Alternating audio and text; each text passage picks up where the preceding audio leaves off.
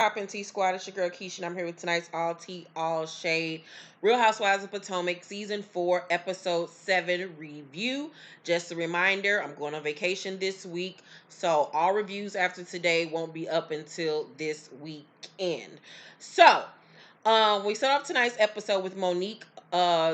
It's Monique's rainbow party. It's finally here. Neither Gizelle or Robert can come, and Monique is frustrated because people have been canceling at the last minute. She's gone all out like always. It's a beautiful party in their backyard. You know, they got money so they can afford these types of lavish events. Ashley and Gullum arrive. Mama Shirley is there with her shake and go wig, looking angry as always, surveying everything. Gullum goes to shake her hand, and like Medea, she says she don't shake people's hand. And I was like, you rude ass old woman. But you know, a lot of people don't be washing their hands. So Karen and Ray arrive. Ashley and Gullum speak because you know it was strained between them, especially after what happened at last year's reunion. And Karen asks how the party makes Ashley feel, and she says hopeful, you know, because she had her miscarriage, and it makes her hopeful that she'll have the same outcome that Monique had. And lo and behold, she did, because she's now pregnant and she's about to like have her baby any day now. I think she's having a little boy. So Monique does a speech at the party and mentions the meaning behind the rainbow party. And she says, in honor of all the rainbow babies that, you know, miscarried, you know, any woman that has miscarried or whatever, they release doves. And the crowd just goes, oh, like it's just very sentimental and beautiful. And as she's wrapping up the speech, Mama Shirley say she got something to say. And everybody looking like, oh, shit. So she get on the mic and she says she wants to forget the past and that she's sorry for calling Monique got her name and for everything that she's did, and that she loves her and she loves her son and their grandbabies, and she loves the baby and Monique's stomach. And Monique and her husband Chris were very shocked by the speech. They did not see it coming. So I guess the mother-in-law felt since she publicly embarrassed Monique, it was best that she publicly apologize as well. And I like that, but I still feel like I would have felt like it was more endearing if she would have apologized to her one-on-one first and then apologized to her publicly. I feel like she only apologized publicly to save face, and especially because the world got to see how nasty she was. You know how old women her age, you don't want the other church folks to see how nasty she really is. So I feel like the only reason why that old woman apologized publicly is to save face. I don't really think it was as heartfelt as she portrayed it to be. I do feel like she low-key kind of does want to move on, but low-key she still don't like Monique. So Candiace and Brown Dick Chris arrive late. As always, because Candiace is always fucking late. Gullum tells Ashley when she gets pregnant they need to do something special for the son they lost. He gets very emotional and starts to cry, and I'm shocked by this because Michael just always seemed like he could care less whether they had a baby or not. But for some reason, I'm not gonna say but for some reason, but her miscarriage really fucked him up. I guess maybe when she got pregnant, he realized that he wanted another child more than he thought he did. Karen gets emotional too from seeing Chris with his parents because it makes her think of her family and her mom and dad. Ooh, the commercial for the Heels is on. I'm so excited about the revamp of the Heels. June 24th. Oh my God, the Heels was my life in the 2000s. Me and my best friend Losha. Oh my God, it was to be our Monday night thing. We loved Lauren and Lo and Whitney. I love the spinoff, The City. Oh God, it was everything. I'm so happy they're back. Anywho, I digress. Let me know down below if y'all love the Heels as well. It just defined my 20s. Now that I'm thinking about it, like my 20s, that was a part of my 20s. The Heels, Paris and Nicole's A Simple Life. Oh, that really defined my 20s. My flip phone. Oh my God. Anywho, off track. So, where was I at? So Gullum gets up and walks away because he's so emotional. And Monique says, you know, if anybody has a story about miscarriage that they want to talk about, here's the microphone. Ashley decides to tell her story about losing her baby. And, you know, I really feel bad for, you know, her. I've never lost a child, so I don't know what that feels like, but I know it has to hurt. Um, Gollum returns to the table as she finishes. Later, Ashley asks to talk to Karen one on one because she says she realizes while they were in New Orleans that she wasn't as sympathetic to Karen losing her father as she should have been. And I don't even understand how that's like possible. Like, that's so fucked up. Like, people just fucked up to me. Like, the woman just lost both her parents. You would think that it would be a given that you would be sympathetic towards a person and kind of like lay off people, but teach their own. People are weird. So she asks, can they do an activity together, just the two of them? And Karen says she's open to it, but there's a lot of hurt there between them. Because you know Ashley done came for Karen so many motherfucking times. And I don't understand how Karen could deal with these bitches. Because I've been slapped on these hoes. So Gizelle moms comes to visit, and she looks just like her mother. She has her blue eyes as well. She's a beautiful mom and father. She tells her mom about the trip, and she brings up her dad. And the mama say, I don't want to hear nothing about him. It amazes me how old people be so upset about their exes. Like, did he try to kill you? Because, like, that's the only way I can see you being mad about some shit. Like, y'all divorced. Like, what are you still mad about? Like, you damn near in the grave, bitch. Like, I wouldn't give a fuck about that man. Like, I just don't understand people. Like, how do you hold on to that anger and grudges and be mad at folks like that? Like, I don't get it. Um, so Gizelle tells her that she found a house to buy, but she doesn't like the structure. She would have to rehab it. Her mama tell her don't do it. And Gizelle thinks that she can do it because Robin is doing it. But lo and behold, we go to Robin. Her mama go over to the house. They've been rehabbing now for 10 fucking months. The project's supposed to been done in 4. It's 10 months later. Child. She says she's happy to see where she and Juan's relationship will go once she proves herself to him.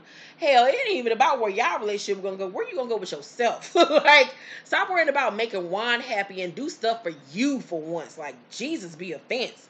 So Monique sits down with Mama Shirley and Chris to talk. And she tells Shirley that she say a lot of slick stuff. And Shirley say, I'm expressing myself. Excuse you?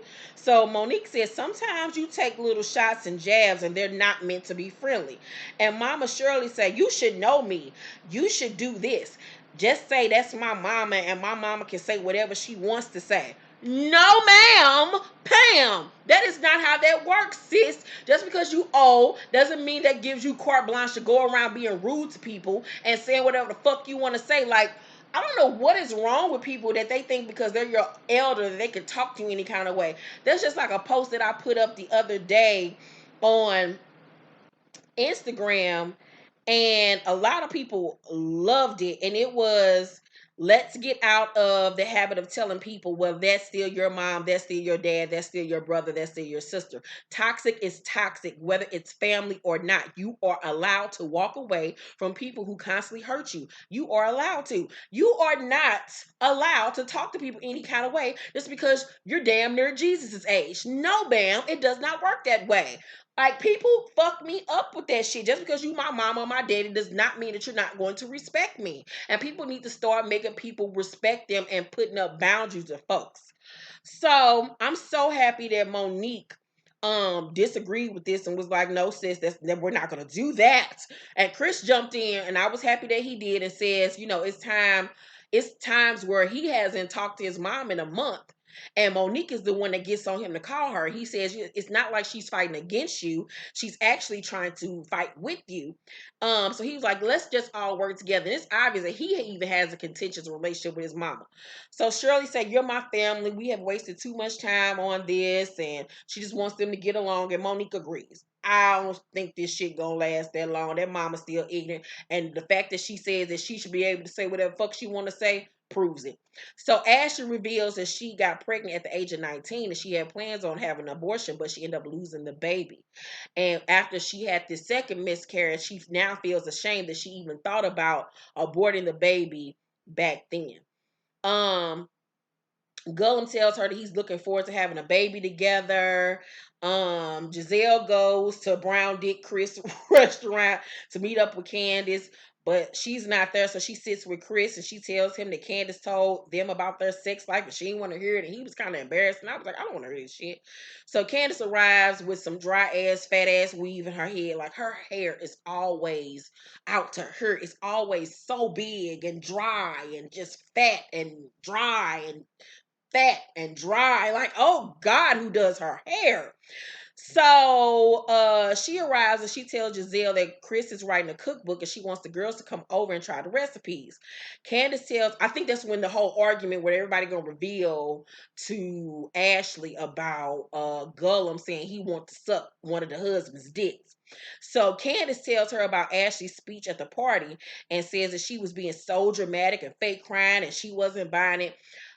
I don't know what the fuck is going on with Candiace this season. Obviously, she's in the mean girl bitch role this season, but she's doing team too much. I didn't feel like Ashley was putting on when she was telling that speech. I really felt like she was being heartfelt. I really do feel like that was something that was hard for her. And the fact that Candiace is just being so unsympathetic about it and so just about it and just nasty makes me not like Candiace this season. Like she is really getting on my fucking nerves, and her hair is too fat to be getting on my goddamn nerves every fucking week, ma'am. Huh, she started acting just like her raggedy ass mama. So now it's making me not give a fuck about how her mama treat her. So she tells Gizelle that she thinks that Ashley is always full of shit when it comes to getting pregnant. And I think that's just so fucked up for her to say. I don't agree with that statement at all. Candiace then tells her that when she had a conversation with Monique about Katie, that she compared her looks years ago to now and said that she looked like Amistad. So the producers play back the clip where Monique said, when I met her, she was very prim and proper. Now she's Ashley on steroids, like free spirit, like Amistad give us free. She did not call that girl Amistad or say that she looked like Amistad. She was talking about as far as her spirit, about her personality. Like she's just go with the flow, wild, crazy, just doing whatever. She wasn't saying that that girl looked like Amistad. And this is the reason why you can't listen to secondhand information, because motherfuckers will turn shit around and make it seem like it's something more than what the fuck was. And she totally blew that shit out of proportion. She totally made it bigger than what it needed to be. It wasn't even nothing that needed to be fucking repeated. Candiace needs to go sit her big lip ass down somewhere. Like she is really irking me with her dry weave. Ma'am. So of course, Gizelle is all up in arms about the statement because you know she low-key still don't like Monique nowhere and she's looking for a reason to get into her ass.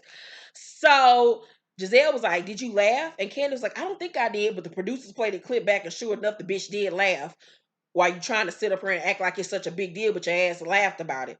So Giselle say, she thinks she's a slave. Why? Because she had her hair wrapped. We all did. We're black women. That's what we do. So now it's going into a race thing that don't even need to be, like, it's just all blown out of proportion. And in her confessional, Candace realized that she shouldn't have said anything. Of course you shouldn't, bitch. You need to be worried about your finances and your mama kicking you out the goddamn house every time you piss her the fuck out. You need to be worrying about the fact that your husband ain't seen one of his kids in 15 odd years, bitch. You need to be worried about why your weave expands every time you fucking talk, bitch. You need to be worried about them vocals that always seems to crack every time you try to hit a note, ma'am. You getting on my nerves. You need to be worried about your mama edges. You need to be worried about why your mama's hair is dry as a Sahara desert, bitch. That's what you need to be worried about instead of trying to clock everybody else's business, little Ashley. Now you're little Ashley. Now you're Ash. You taking over the messiness that Ashley left behind the last 3 seasons. You getting on my goddamn nerves, Candace. You look like a whole teenage mutant ninja turtle. You and your damn cockeyed ass mama. Y'all get on my fucking nerves. So Ashley and Robin, I mean not Robin, Karen go have a healing session in the salt room at this place. And a lady tells Karen that she can't be this strong forever and it'll wear her down. And Karen resisted at first because she thinks that it's a bunch of bullshit. And the lady tells her that she's a psychic, that her dad said, "You got this, baby girl." And Karen starts to cry and tells her father that she misses him. Now, at this point, when they filmed this was last summer. So this was right after her father had died. So the only way that woman would have known her father died as if she watched the reunion.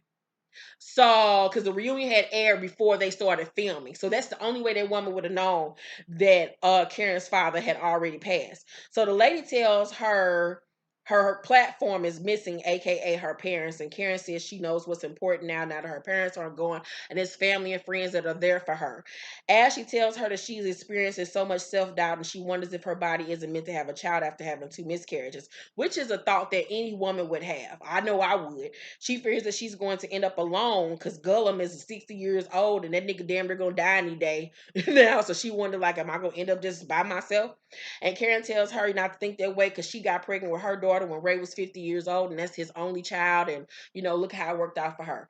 So that was tonight's episode of Real Housewives of Potomac. I give tonight's episode of Real Housewives of Potomac an A. They are really bringing it. The mid-season trailer dropped and it is crazy. The rest of this season is going to be bananas.